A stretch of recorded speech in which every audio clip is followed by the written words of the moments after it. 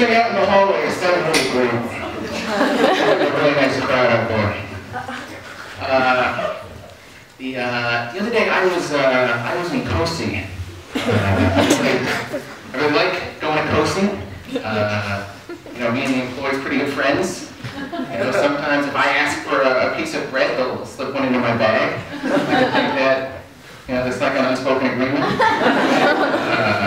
You know, I went in, this was the day before it snowed. And, you know, I was just eavesdropping on a few of the employees behind the counter. So I heard a little bit of their conversation and went something like this, like, Marcia, you know, it's supposed to snow tomorrow. Are you going to come in? And the other employee was like, I don't know, maybe. And then the next day, Posey was closed. No,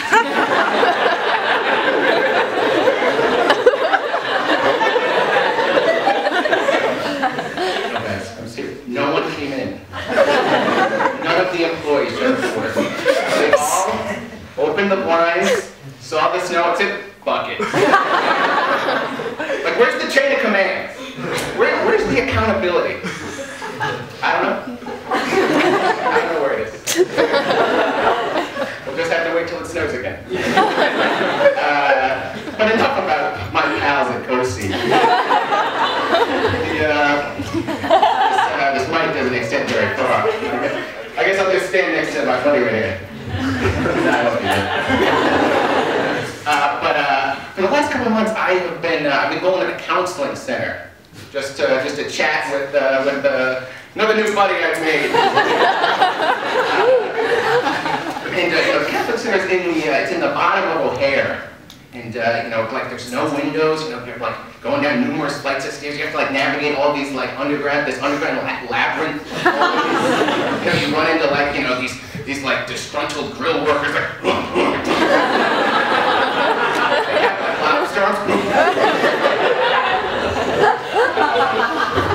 But what's interesting about Catholic is first, you know, when you want to like set up an appointment, you go in, you know, you tell them like, hey, I want to set up an appointment, and then say, okay, we'll call you tomorrow, and you can tell someone, you know, what's bothering you.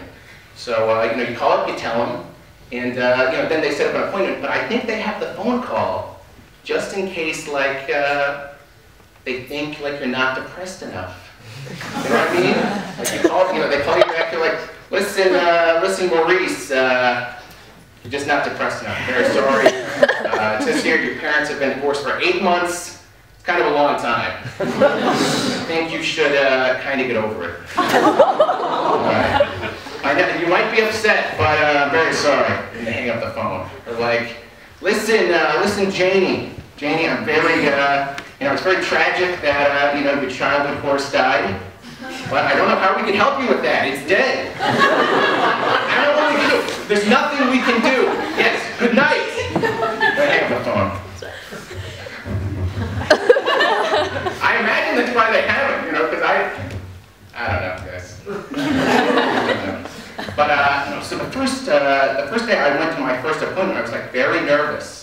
You know, because like all the, you know, in the waiting room, like, you know, all these people, they looked like they had been there before. So I was like really nervous. The guy next to me looked kind of normal, so I leaned over to him. I was like, hey, is there anything to be afraid of? And the guy looks back at me and goes,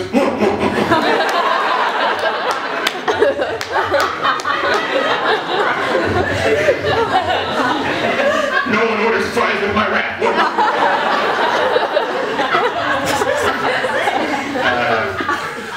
What's always funny is, you know, whenever I go in for my appointment, you know, I'll sit down and the counselor will be like, Nick, how was your week? And I'll be like, you know what? It was a great week, awesome week. She'll be like, and I'll be like, you know, week was fine, decent week. And she'll be like, and I'll be like, okay, I hate my life. Now that gives us something to talk about. I have my set written on my hands. But one thing that, you know, I always had like trouble like talking about my feelings when I was a kid. Just like, couldn't, like if I was sad, like I couldn't like explain why. Even if it was like, even if like I fell and like, you know, skinned my knee. You know, I'd run home and I would be like, Nick, like what's wrong? I'd be like, and they would be like, Nick, you look really sad. Like what's wrong? I'd be like, listen, Dad, nothing's wrong. Okay, I'm gonna go eat a fruit by the foot in the dark.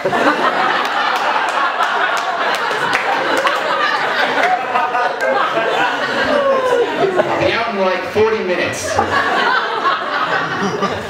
My dad would be like, fine, just don't eat too many. Not good for you. You know, one thing that, you know, obviously you go to counseling, you know, to help yourself. You know, and I almost like equate it to like when an old man starts using a cane. You know, he might not want to use a cane. You know, maybe he'll get heckled for using a cane. Maybe as he walks down the street, people would be like, you know, old man, look at your cane.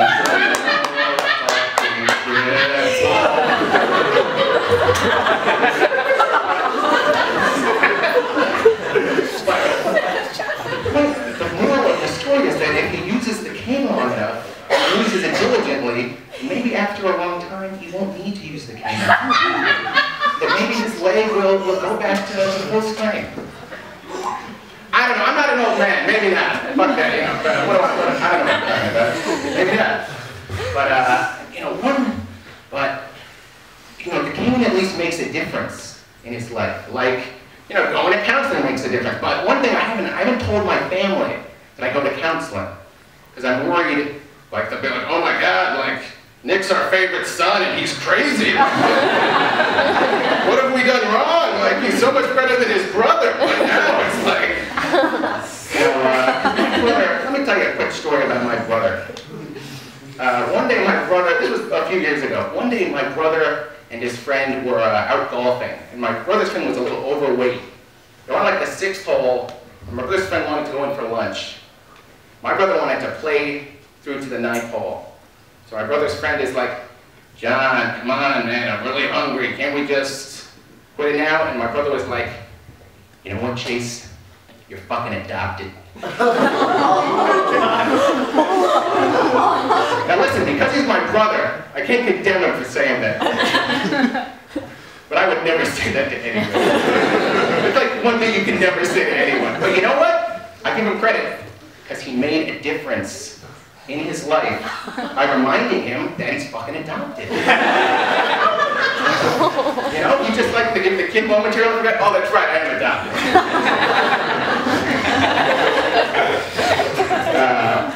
But you know, one thing I've noticed in counseling is whenever I tell like this long story, my counselor always answers with like the same refrain. Like I'll be like, you know, I don't have enough like self-esteem. You know, I want like to like know like when I do something that it's great. My counselor will be like, wow, that's really powerful. I really like that a lot. But I could be, you know. But then like a week later, I was like, hey, you know, first I like coming in here, and, you know, and I like to say that like my week's great, but then it seems like I have to tell you like the week was really bad, just so we have something to talk about. And she'd be like, wow, that was really powerful. I really like that a lot. One thing, you know, because I've been thinking about like how I want to like make a difference in someone's life, and this is like my fantasy, like making a difference. Like I'm walking through like a field. And the field is like full of geese. And no, wait. And the geese, and I somehow know that like there's poachers that are driving in 5 seconds to kill all the geese. So I run into the field and I'm like, fly geese, fly away geese. And the geese fly up in the air and I'm watching them and the poachers pull in. And they're like, no, why did you do that? Like our geese. And then the geese form my name. And I know that I made a difference in their lives. Wow. That was really powerful.